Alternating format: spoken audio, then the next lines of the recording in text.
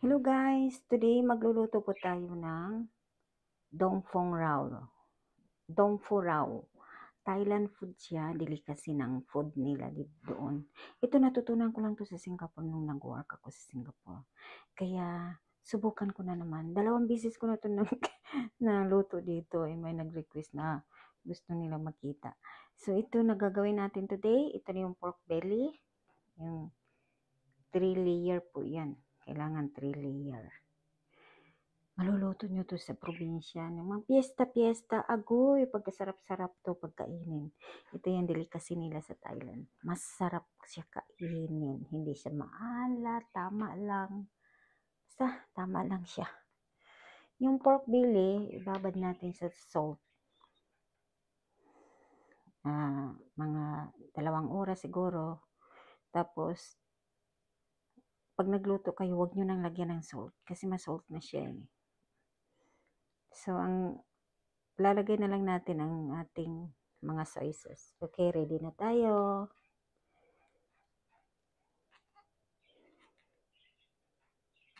Ang gulo ng ano ko.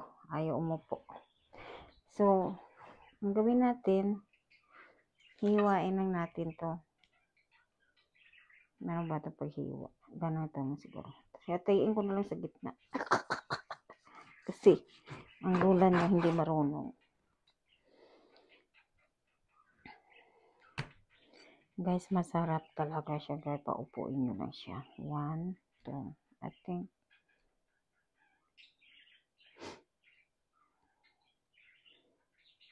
Ang laki kasi ng hiwa nila doon eh.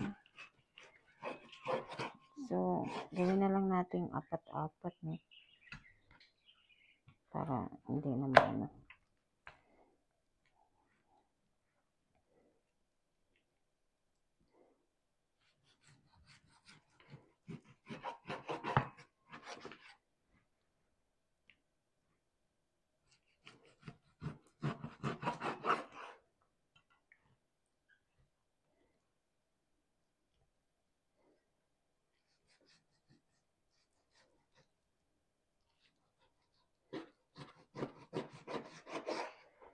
Masarap to guys sa ano, tawag nito.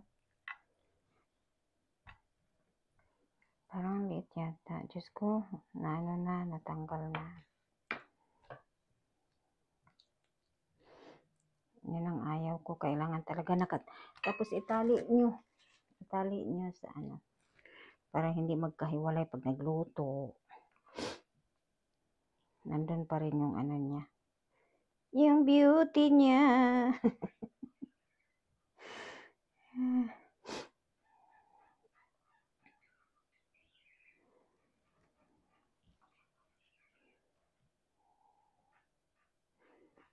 Ay, maiksi.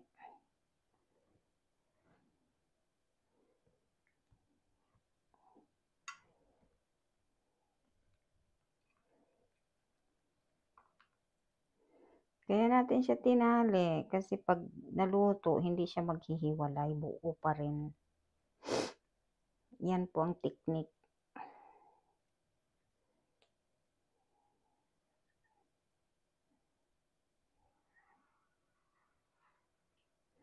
Yan ang technique po niya.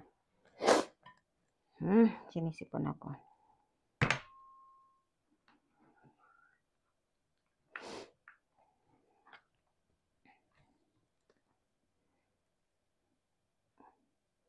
Yung pork, nalinis ko na ha. Baka sabihin nyo, hindi ko nilinis. Nilinis ko na yan. Kaya may nasarapan ito ng nagluto ako. Oh my goodness. Dalawa lang naman kami.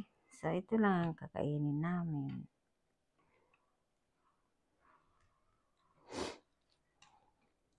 Paborito ko to. Natikman ko. Sarap kaya to.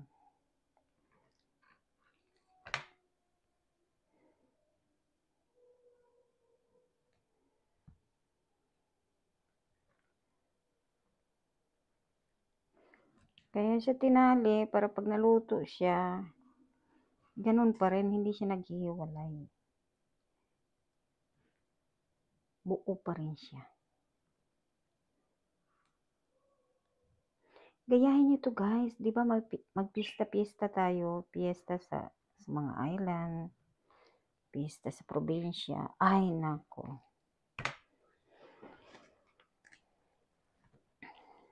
Natutunan ko lang to. Hindi naman ano to. Natutunan ko lang. Kasi yung amo ko noon ay Chinese. Sa Malaysia. Chinese Hokkien siya. Chinese Hokkien. So, kaya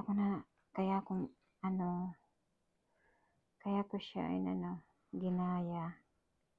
Chinese Hokkien siya, Malaysian. Kasi nagtrabaho ko sa Malaysia eh. Diba? Yung lahat ng naluluto ko, tag-assistant kasi ako ng doon, ng matanda.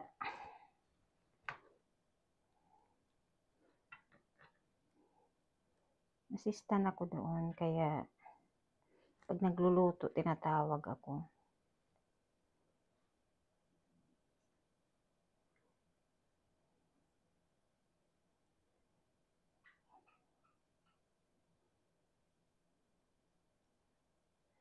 Ang tawag nito ay dongpo raw, okay? Madongpo raw gitaan.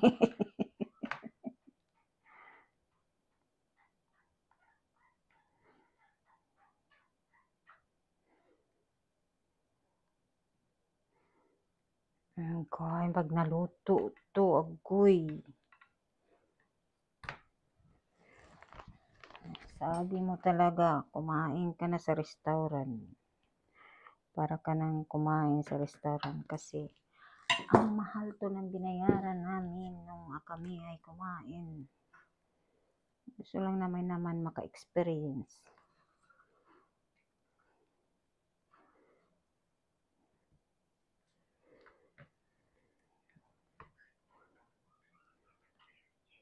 Gusto lang namin maka-experience kumain.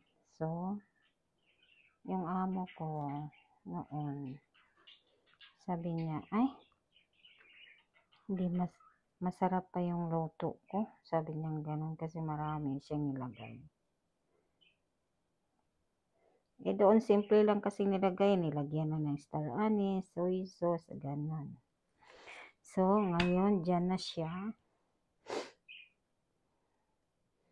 Yung guys, lalagyan muna natin ng dark sauces. Yung dark sauces na dark as in dark hindi yung light. Para maging mag-sausaw nyo na yan. Isawsaw nyo na yan para maging mapulahin. Para pag nagluto siya, pula na. Sausaw nyo na yan. Yan. Dark sauces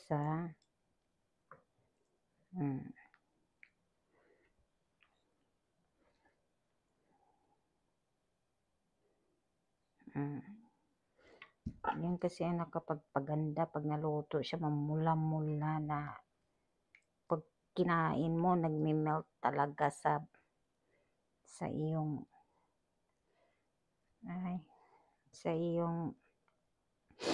bunganga sa mouth mo pag kumain ka. Oh my God. Masarap pa sa humba. Masarap pa sa humba. Ito yung dinner namin mamaya.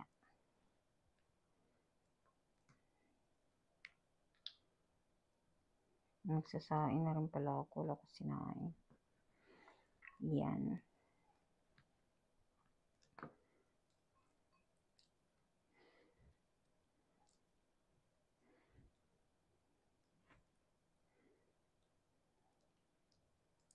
Yan. Ngayon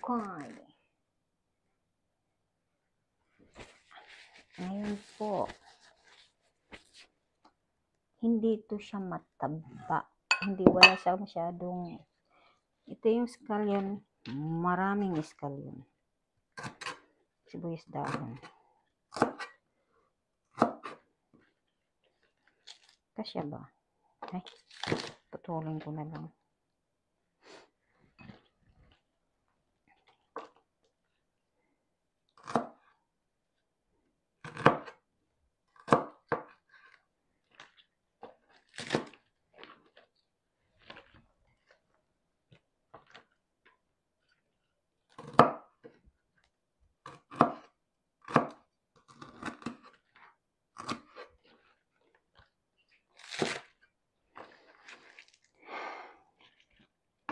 So, ito guys, nakalimutan ko. Ito pa, ilalim natin to.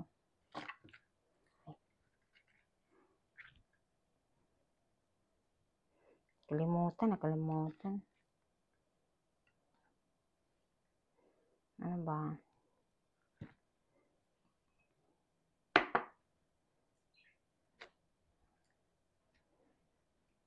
Lagyan natin ng sibuyas. Sa ilalim kasi. Yan. Pailalim natin yan para siya yung maghigop ng kayaman-yaman na masarap. Para may dalang alinamnam. Yan.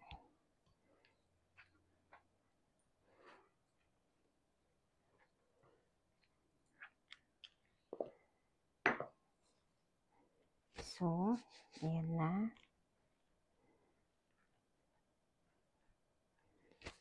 Hala, hindi mo color.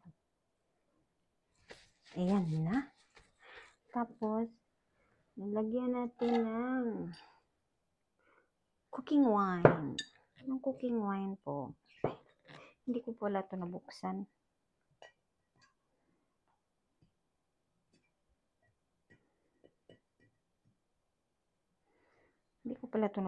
Diyos ko Lord, hallelujah.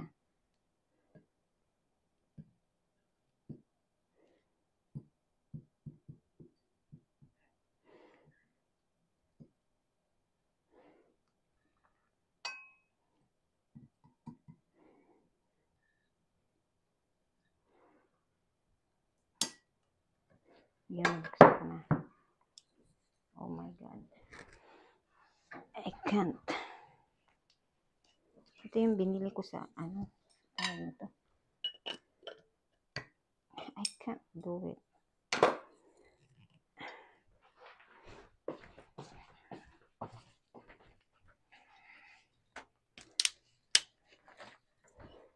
So, okay na guys, lalagyan natin ng cooking wine. Ito yung cooking wine, ay Chinese wine po to. Ito po yan. Chinese wine. Lagyan niya ng half cup. Yan, half cup. Okay. Diyan muna siya.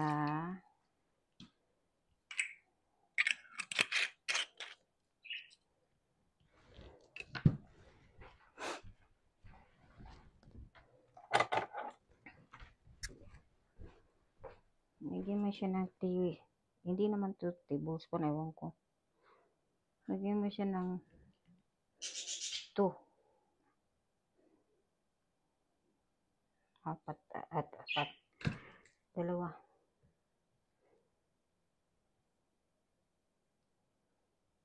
Ngayon, lalagyan mo siya ng light soy sauce.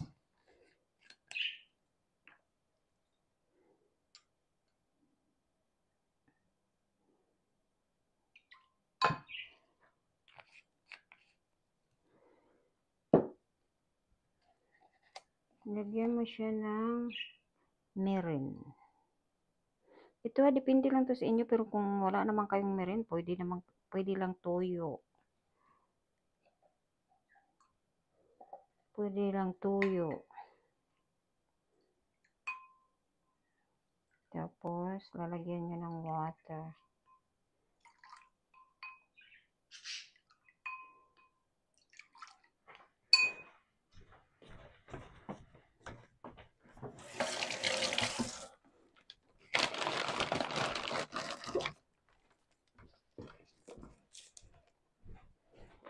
Lagyan ng 1 cup of water.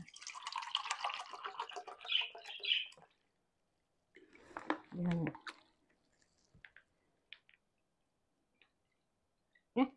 Hindi na nagkasya.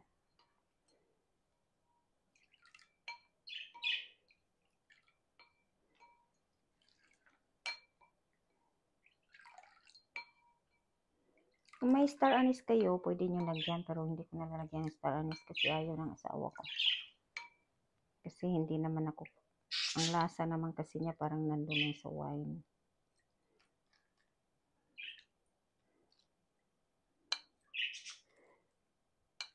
Hindi siya mag-ano ha, ang taba niya, hindi siya dadami ang taba pag i-steam lang. I-steam lang kasi siya eh.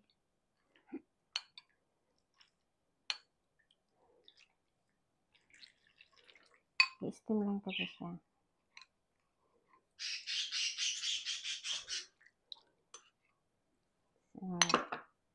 Gusto niyo lagyan ng sugar, lagyan ng sugar. Ako kasi hindi ko na nilalagyan eh. So, ito na guys. Magtatapos na tayo dito. Ilalagay na natin sa steam. Sa steamer. Okay? Bababa pa yan siya pag ano.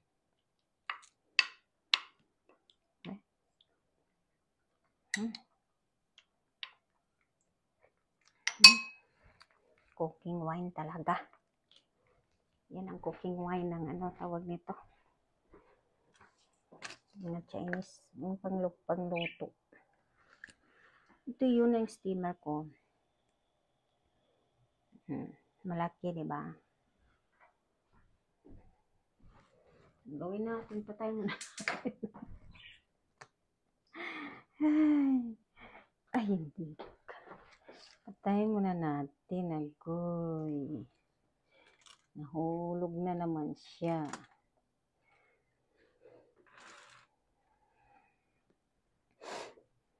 Nalagay na natin. Ay, Yan. Sabihan uli.